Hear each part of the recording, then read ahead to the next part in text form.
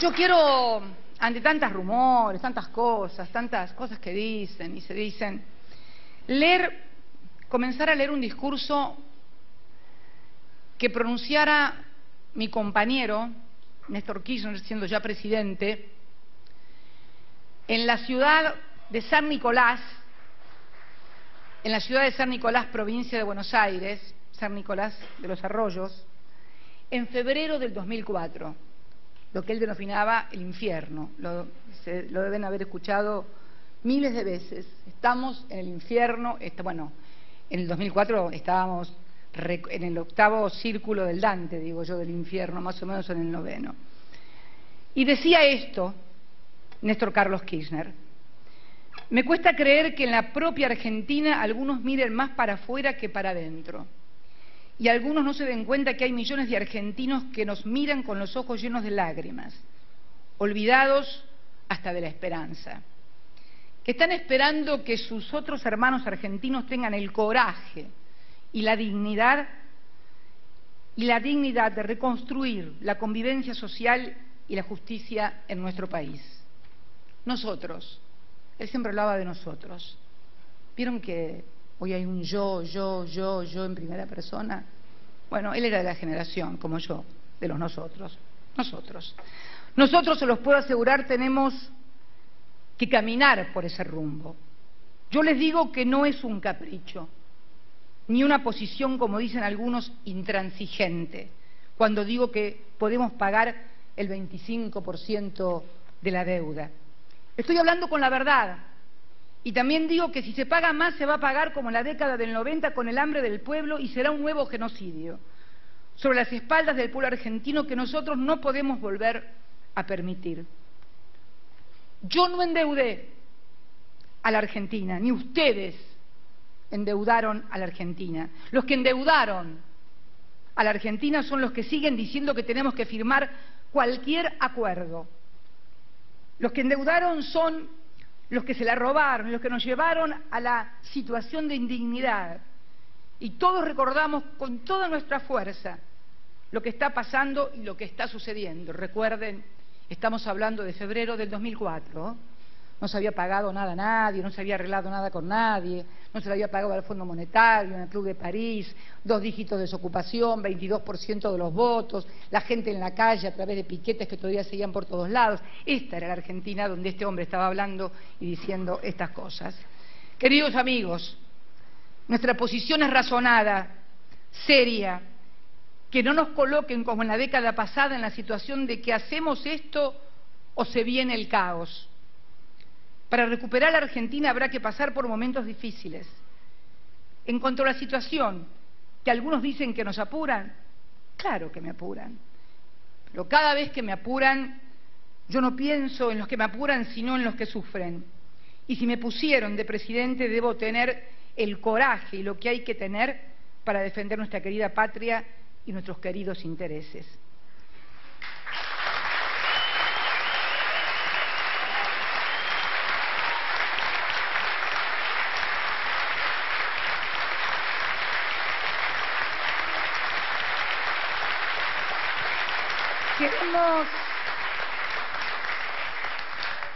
Y seguía diciendo, queremos convivir, escuchen, porque siempre lo quisieron presentar como que no le importaba el mundo, que nada le importaba, que era un loco. Ojalá hubiéramos tenido más locos como este. Queremos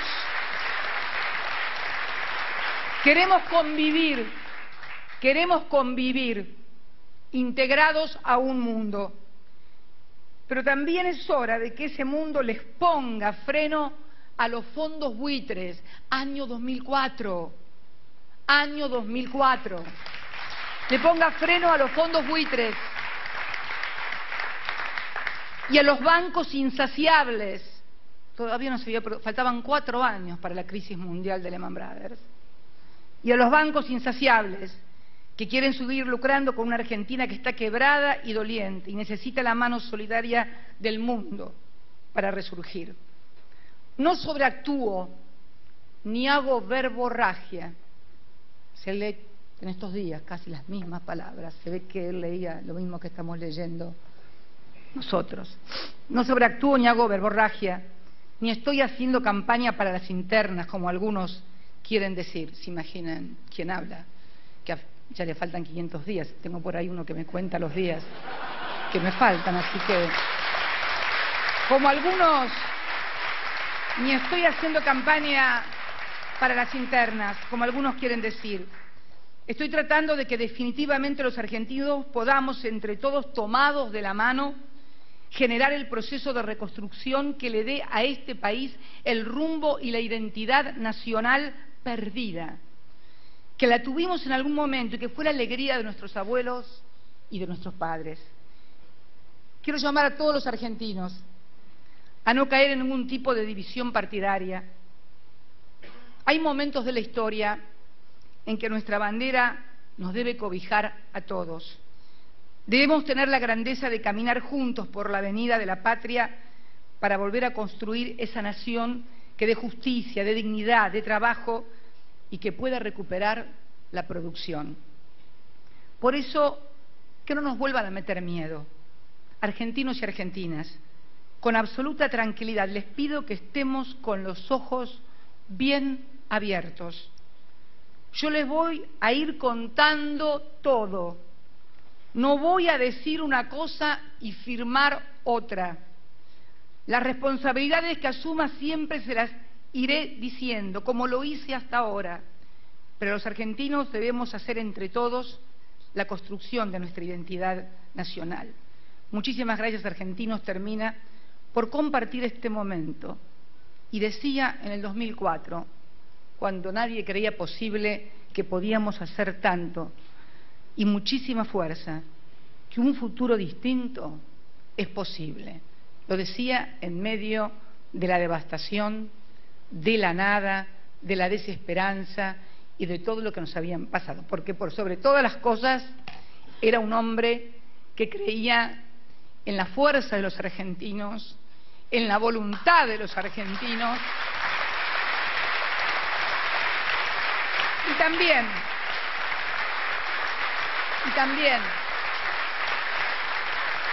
también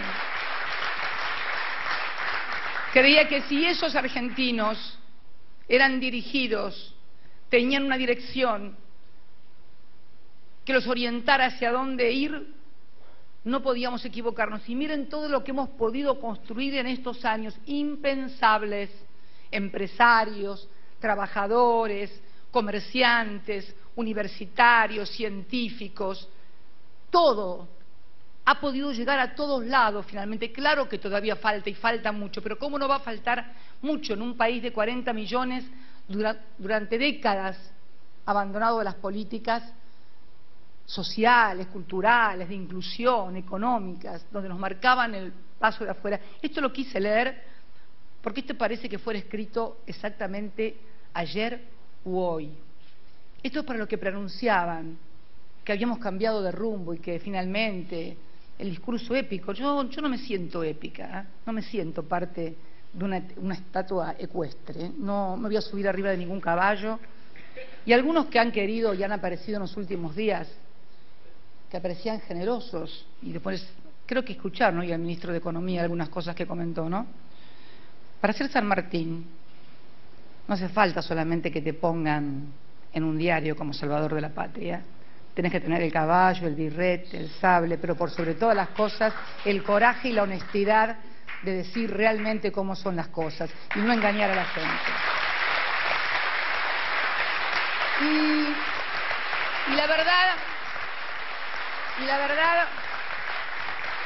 Y la verdad que, ¿por qué hago yo también este llamado a la oposición? Porque estamos solucionando temas importantes que eran todos heredados, como fue heredada toda esa inmensa deuda externa.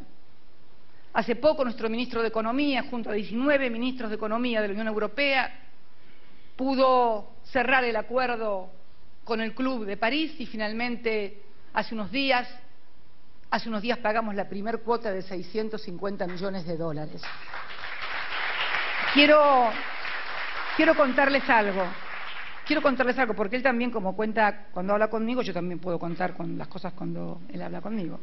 Me acuerdo que en esa famosa reunión que tuvimos en Olivos con el señor jefe de la ciudad, que, bueno, estuvimos hablando, él me decía, tocando el Club de París, que con 1.500 arreglaban, o sea, no sé dónde tendría la información, pero que me dijo, como que con 1.500 millones de dólares en la primera cuota arreglaban.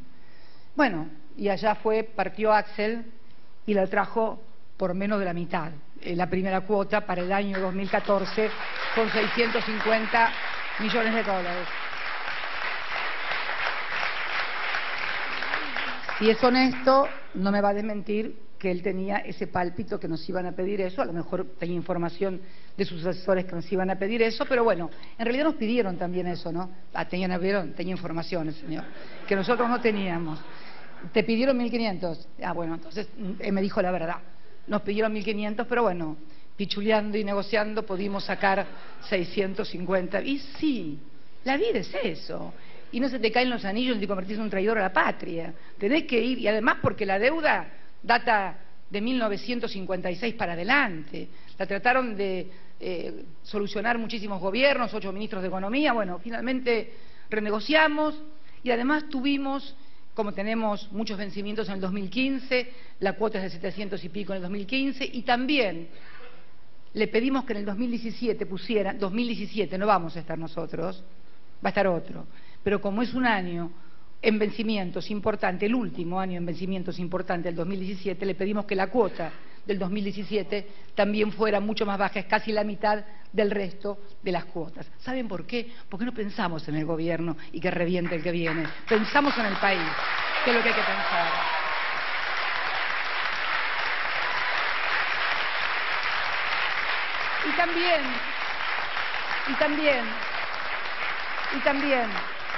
Y también con Repsol, finalmente, cuando arreglamos el tema de Repsol, en este mismo lugar yo anuncié la ley que enviaba al Congreso para su expropiación en el año 2012, 2 años, pero los últimos 4 meses antes de firmar el acuerdo, que fueron 4 meses, para arreglar con una sola persona física y persona jurídica, en este caso Repsol, que demandaba ante el CIADI por 10.000 millones de dólares, y finalmente arreglamos por la mitad en bonos sobre el yacimiento de gas shale y de petróleo shale, segundo de gas y cuarto de petróleo más importante del mundo, que también su autoabastecimiento va a ser no para este gobierno, porque este gobierno va a tener que seguir todavía, por la falta de inversión, importando hasta que termine su gestión petróleo o gas. El que va a aprovechar esto será el gobierno que viene. Por eso digo, es importante pensar el país en esos términos, en términos estratégicos y en términos de país y no de partido. Y digo esto porque sorprende que cuando firmamos el acuerdo con el Club de París y cuando firmamos el acuerdo con Repsol, desde algunos partidos de la oposición nos acusaron de que estábamos entregando la patria, endeudando el país. Y ahora quieren que firmemos con los fondos buitres y nos acusan exactamente de lo contrario, de que por culpa nuestra no se pudo firmar. Y quiero contarles algo que seguramente el ministro ya lo contó, pero yo se lo dije a él, que lo contara, porque el único ministro de Economía que se juntó con los fondos buitres, personalmente, cara a cara, en un estudio jurídico, a hablar, a discutir de por qué la Argentina no podía pagar, porque teníamos obligaciones contractuales con el 92,4% de acuerdo a contratos firmados con nuestros tenedores de bonos, fue Axel Kicillof. Todos los demás ministros de Economía, tanto de Néstor como míos, nunca se sentaron con los fondos buitres. Y después, y no es que sea un mérito sentarse con los fondos buitres, ni un demérito no haberse sentado, para nada. Simplemente después de ser el único ministro que se sentó y trató de convencer y mostró las razones, absolutamente todas, que no tuvieron respuesta, porque hay cláusulas que no tienen respuesta. La cláusula Rufo no tiene respuesta. Las condiciones están escritas en los contratos, no las inventamos nosotros, son letra escrita y firmada. No hubo respuesta, pero fue el único ministro. Después de decirle que por culpa de lo que dijo el ministro no se firmó el acuerdo que, como digo, algunos pretendían, de acuerdo a lo que leí en los diarios hacerlo con los recursos de los ahorristas. Así yo también soy generosa y pago. Pero tenemos que ser, ya vimos esta historia. Yo no la pienso repetir. Sinceramente, no la pienso repetir. Y esto no quiere decir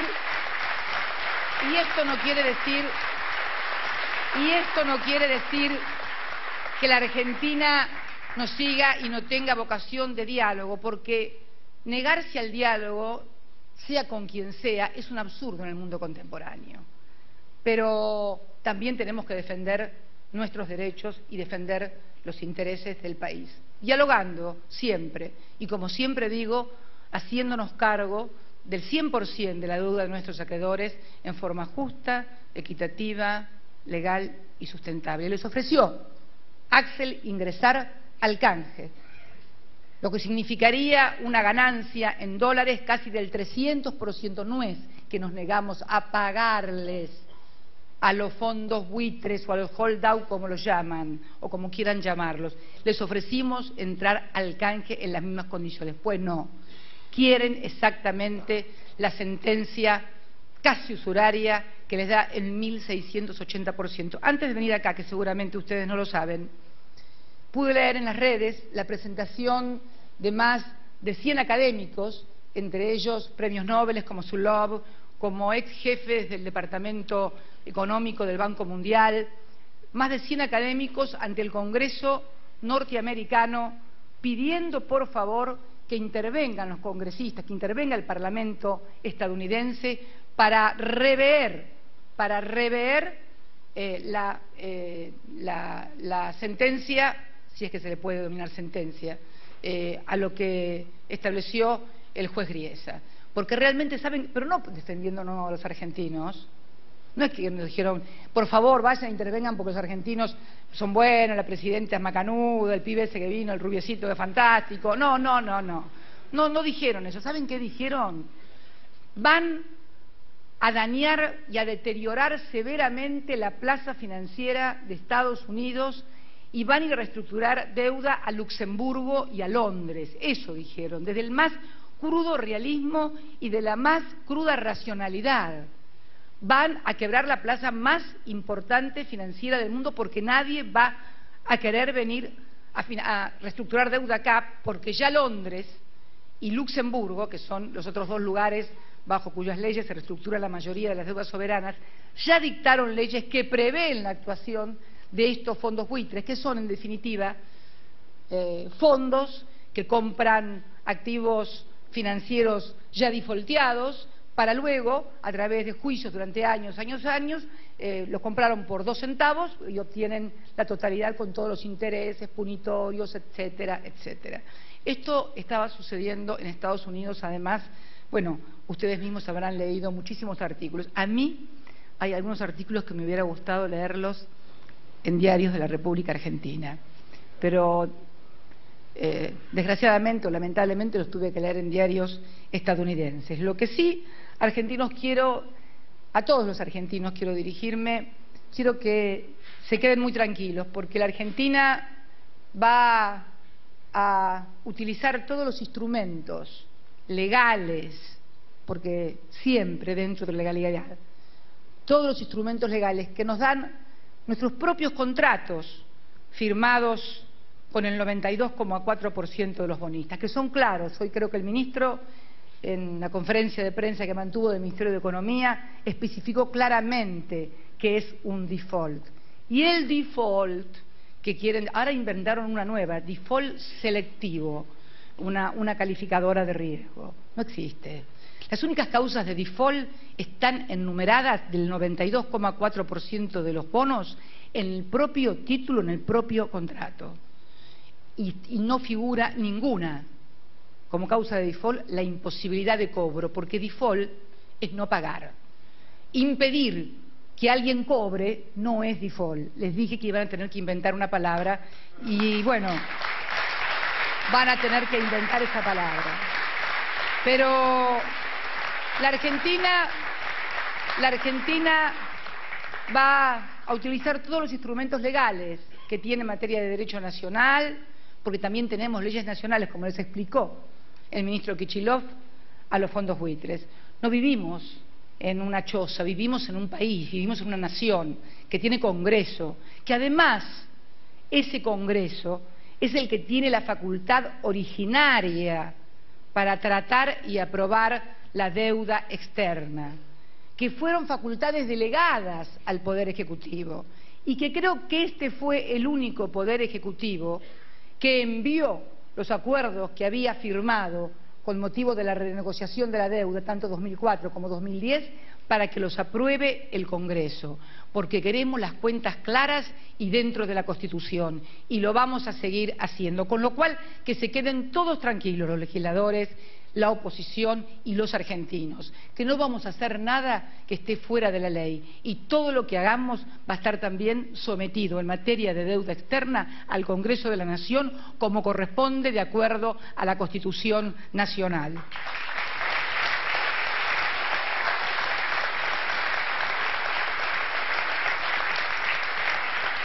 Y finalmente, decirles que hemos hecho mucho esfuerzo, que me siento también muy bien como argentina, porque hemos recogido el apoyo de todos los foros internacionales. Yo recién mencionaba estos 100 académicos, pero desde la OEA, pasando por la CELAC, por la CELAC, por el grupo de los 77 más China, que es el grupo más numeroso de Naciones Unidas, desde presidentes como el presidente de China, que estuvo aquí hace poco tiempo de nosotros, de la presidenta Dilma Rousseff, que ha planteado que se trate como tema dentro del G20, en fin, de académicos de todo el mundo. Estaba leyendo hoy un reportaje en un diario de un importante académico que hablaba del disparate, de lo que significa todo esto.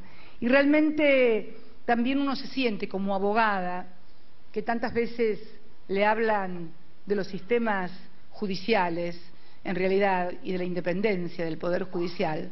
Me parece que el Poder Judicial debe ser independiente, pero no puede ser independiente de la realidad. Y la verdad que, en definitiva, las cosas que han sucedido marcan un claro manejo absolutamente discriminatorio, como lo dije el otro día en la reunión del Mercosur, que dista mucho del tratamiento que debe tener un juez o un mediador frente a dos partes. Debe ser neutral, imparcial y resolver de acuerdo a derecho. Por lo menos es lo que yo aprendí. Cuando uno lee el comunicado ayer de quien era el mediador, un diario tituló con mucho acierto: le crecieron las alas, o las plumas, dijo, ¿no?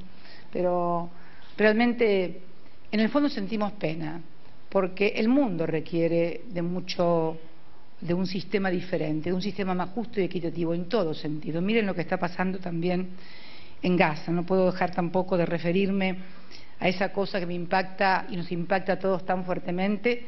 Nosotros tenemos allí en la franja a un sacerdote que hoy tomamos contacto con la gente allá y vamos a ver si podemos hacerle llegar los alimentos y demás. Está en un sótano en la franja de Gaza. En realidad, el mundo que vivimos es un mundo complejo, difícil, pero por sobre todas las cosas profundamente injusto y profundamente violento. No solamente violento en la violencia de la guerra. Esto que también nos toca vivir a los argentinos también es violencia, porque los misiles, cuando son en la guerra, cuestan vidas de niños, de mujeres, y cuando los misiles son financieros, como nos mandaron los misilazos del 2001, también costaron vidas en la Argentina, costaron sueños, costaron ilusiones, costaron muchas cosas. Por eso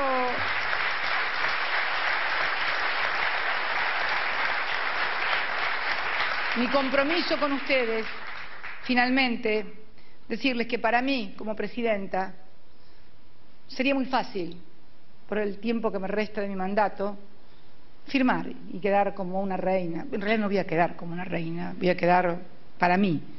No podría dormir, no me digas eso que mañana me sacan con coronita.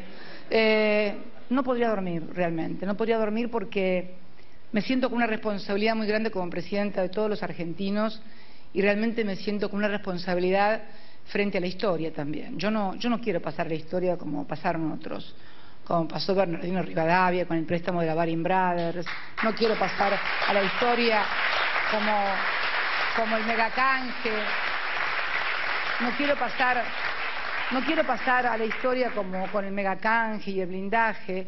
Yo quiero pasar a la historia como una presidenta que eligieron todos los argentinos y que defendió los intereses de esos argentinos junto a un grupo de colaboradores que trabajan las 24 horas, que me acompañan, que me ayudan, y también junto a lo que entiendo es el apoyo de muchos argentinos que saben que volver a endeudar a la Argentina en las cifras que significaría que se destruyera o se aplicara la cláusula Rufo, convirtieran a nuestro país nuevamente, no ya en provincias inviables, como calificaron a muchas provincias argentinas, sino en un país inviable. ¿Y saben qué?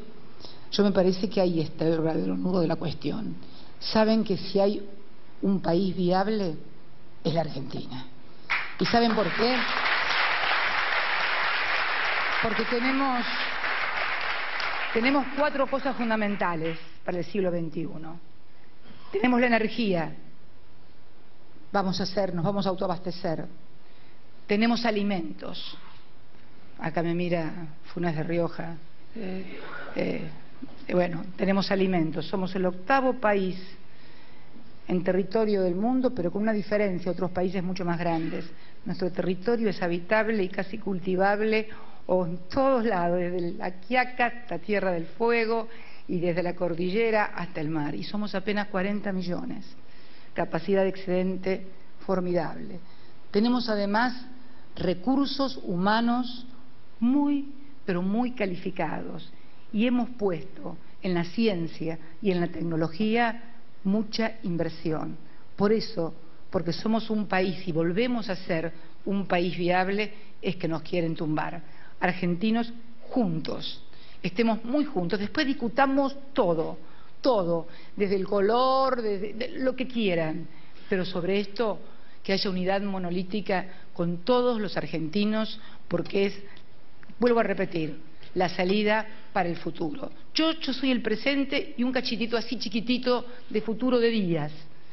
Ustedes son el futuro de los próximos años y todos ustedes tienen que defender lo que hemos logrado.